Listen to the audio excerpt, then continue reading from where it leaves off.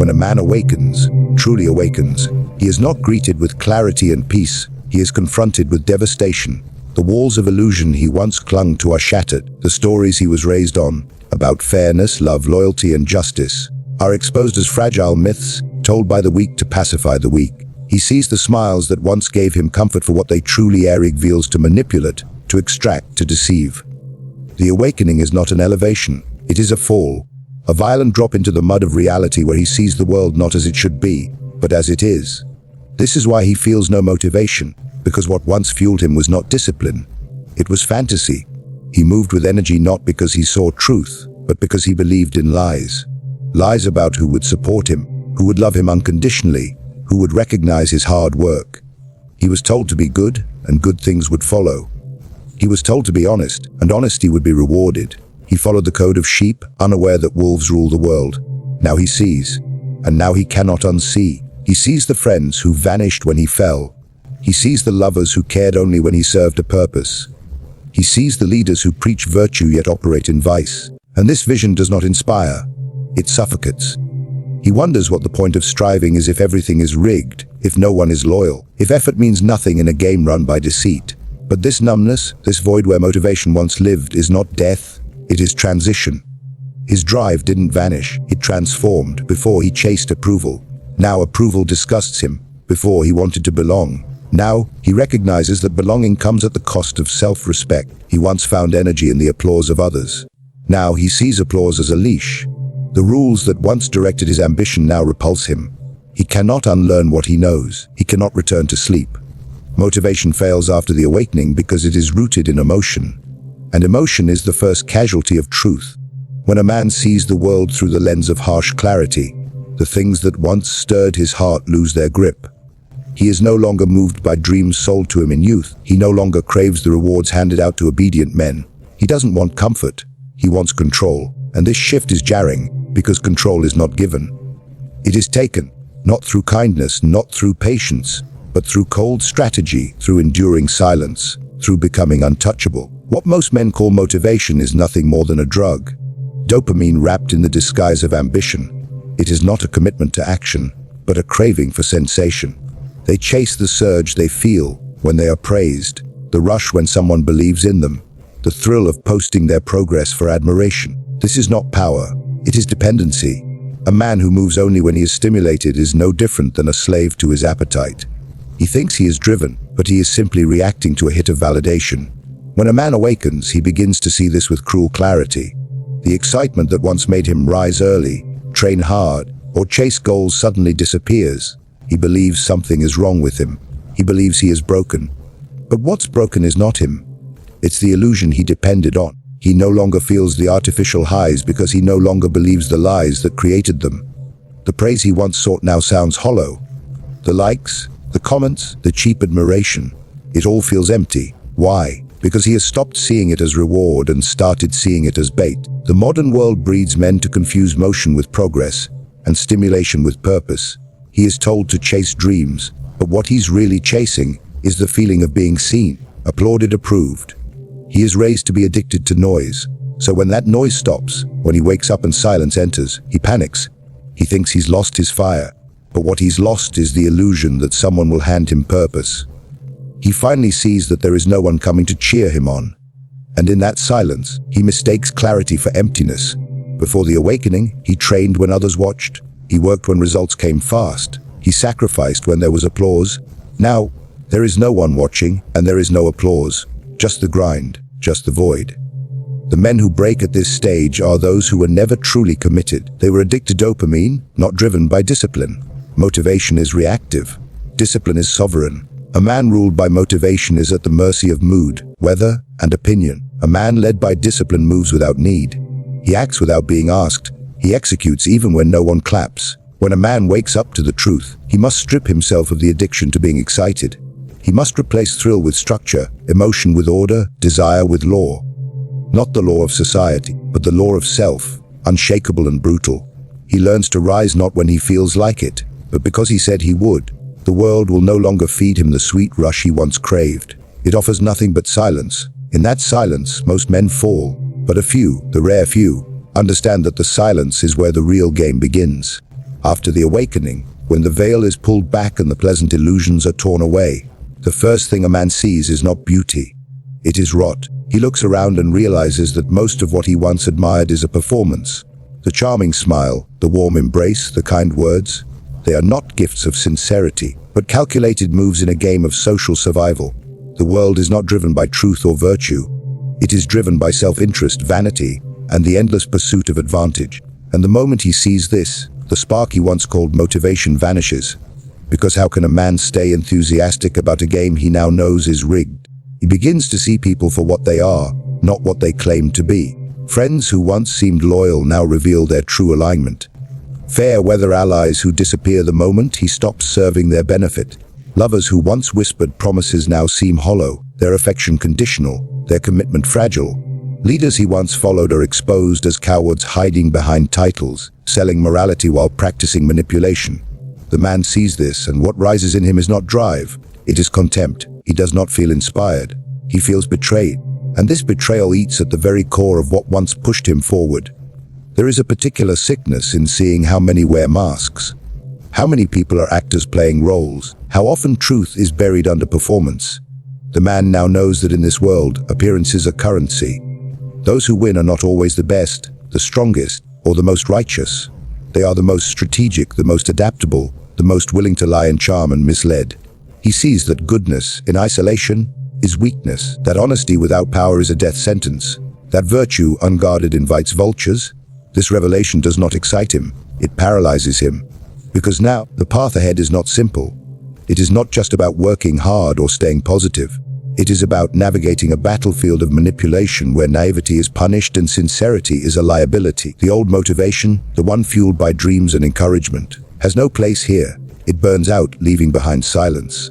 And in that silence, he must decide what kind of man he will become. He understands now that to survive in this environment, he must become fluent in the language of mask while guarding his own. He cannot afford to be transparent in a world built on disguise.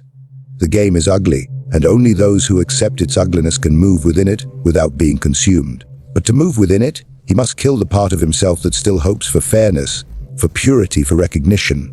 He must learn to play for power, not approval. To be respected, not liked. He must embrace the cold truth that most are loyal only to their needs, and that love, in many cases, is leverage cloaked in tenderness. When a man reaches the point of awakening, his motivation crumbles not because he has become weaker, but because he has begun to see with clarity. The fire that once drove him is extinguished, not by failure, but by vision. He no longer believes in the path laid out for him by others. He sees the goals he once chased, status, admiration, approval, as traps, not trophies. He realizes they were not his goals at all, but inherited scripts from a system that depends on obedience. What he called ambition was submission dressed in gold. What he called purpose was permission wrapped in reward. He used to move with passion because he believed the promises. Work hard and they will see you, be kind and they will stay, be loyal and they will protect you. But now he sees the truth. Hard work is exploited, kindness is manipulated, loyalty is weaponized. The very things he was told would elevate him were in fact designed to control him. And so the illusion of purpose is ripped away. In its place is a void. That void is not emptiness. It is a blank canvas, terrifying but pure. No longer driven by lies, he is left with a question no one else can answer: what now? He can no longer walk the same path, because he sees it as hollow.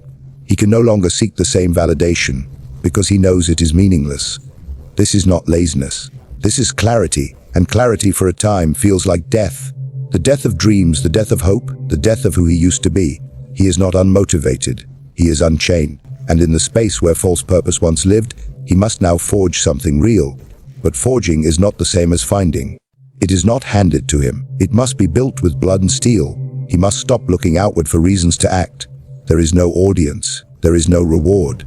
There is no applause. There is only him, his will, his mind, his strategy. In the aftermath of awakening, the only fuel left is control. He must create purpose not from fantasy but from force, from the decision to become something untouchable. To bend the world, not serve it. To carve a path with his own hands, not walk one designed by cowards. This purpose does not feel like excitement. It feels like armor. It doesn't give him butterflies. It gives him direction. The world will not give him reasons to move. It will only give him distractions, lies and demands. If he waits for motivation, he will rot. If he looks for inspiration, he will be enslaved by it. The awakened man learns that purpose in its purest form is silent. It does not beg to be felt. It does not shine or dance. It simply stands, unshaken, unchanging, cold and sharp like a blade. That is the new foundation, not hope, not dreams, but control. Motivation is a fleeting luxury reserved for those who have yet to find their purpose.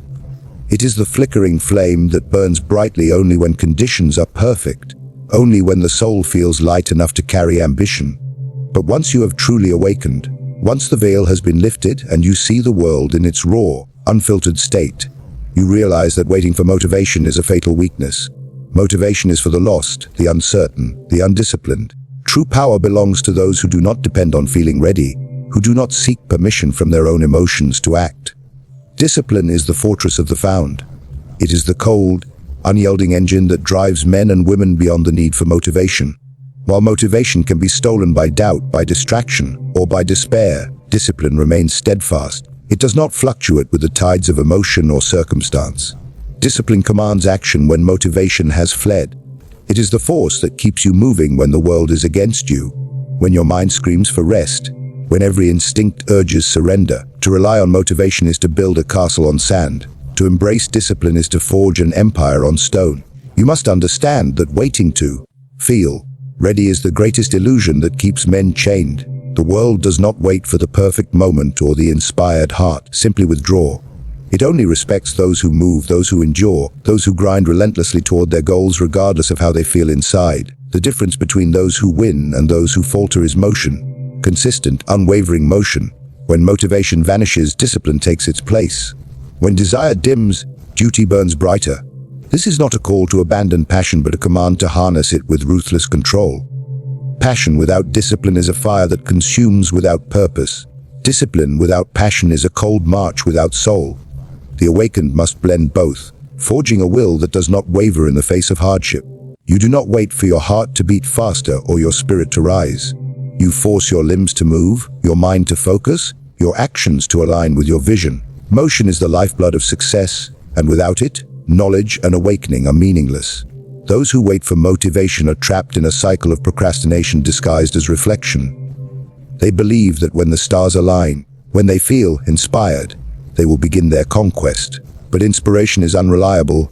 It comes and goes like a restless wind. You must be the storm that moves through every obstacle, whether inspired or not. The world rewards the relentless, not the hesitant. Every great empire, every lasting legacy was built by those who chose motion over emotion, discipline over desire. In the end, motivation is a fragile candle. Discipline is the unyielding sun. You must become the sun, relentless and constant, burning away all doubts, all excuses. Waiting for motivation is surrender disguised as preparation. The awakened know that the moment to act is now. Not when the heart is full, but when it is empty, when the body is tired, when the mind begs for respite. To move without motivation is to prove that you have truly found yourself. Now you stand at the crossroads, armed with knowledge but stripped of the easy comforts of ignorance. The awakening has robbed you of your illusions, but it has also stripped away your excuses. The world will not pause for your hesitation. Motivation will not descend like a blessing from the skies. It is not a gift but a fleeting flame, unreliable and fickle. What remains, then, is not motivation, but discipline. The iron will to act regardless of how you feel, the ruthless resolve to move even when every fiber of your being cries for rest. True power is not born from feeling ready or inspired. It is forged in the crucible of relentless motion, driven by a will unshaken by doubt, fear, or fatigue. The battlefield awaits, indifferent to your internal struggles. Simply withdraw. Victory belongs not to those who wait for perfect conditions, but to those who seize the moment and bend reality to their command. The great conquerors of history did not wait for motivation. They created it from discipline, sacrifice, and unyielding purpose.